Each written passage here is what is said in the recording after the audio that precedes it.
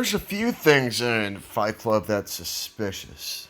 And this one came out in 1999, so... To talk and when not to talk. How do they know which questions to answer and which ones not to answer?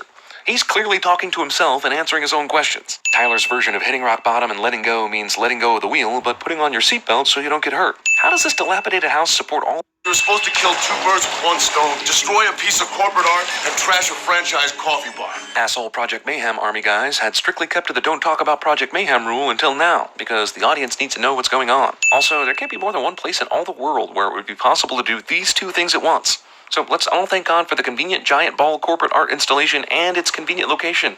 Otherwise, Tyler's assignment is unfollowable. They shot Bob. Wait, that... Alright. Well, what's so important about that?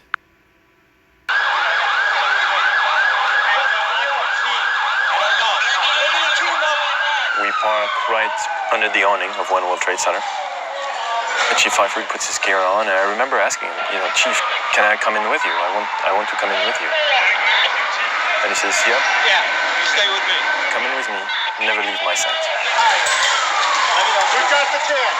I go in, and I hear screams, and right to my right, there is two people on fire, burning. I just didn't want to film that. It was like, no one should see this. Pfeiffer was the first chief into the building. Right away, a guy from the Port Authority told him the damage was somewhere above the 78th floor. But all you had to do was look around. It was obvious. Something had happened right there in the lobby. You just saw that all the windows were blown out. The lobby looked like the plane hit the lobby.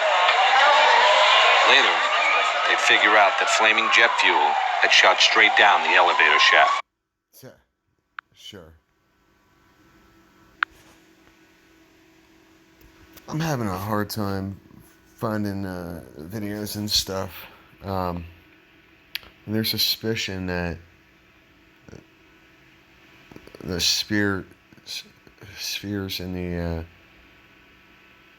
front of the World Trade Center exploded and such, or that they carried the bombs. That's what I wanted to show. On either side of the Atlantic, two renowned scientists, Frank Greening and Christian Simonson, are challenging the official 9/11 report into the collapse of the Twin Towers. They believe that by ignoring the presence of aircraft wreckage in the fires, the report missed the true cause of the collapse, one of the most potentially explosive metals on Earth, aluminum. Softer, lighter, and more flexible than iron and steel, it's the ideal material for building aircraft. Under normal conditions, this incredibly flexible and versatile metal is entirely safe, but in extreme circumstances, aluminum can become incredibly volatile. One of those circumstances is when the metal is molten. Molten aluminum is safe until it comes into contact with one of the most common molecules on the planet, causing a highly explosive exothermic reaction.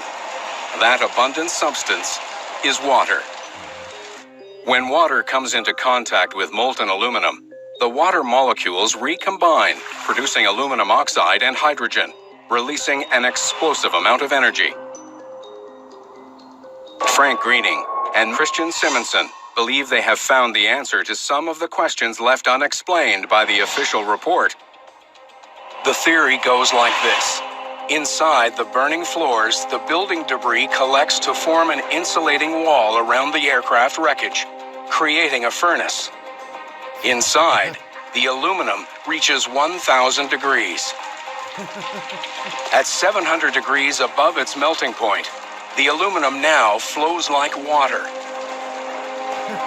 Finding cracks and holes in the damaged floor, the molten metal lands in pools of water from the sprinkler system on the floor below. The theory could explain several of the questions unanswered by the official report, including the explosions heard by 118 firemen. If enough aluminum reacted in a single event, it would provide enough force to damage the steel supports sufficiently to weaken them. I believe in magic too. So what they're trying to do is because there's trace amounts of aluminum in the debris and everything of that nature, and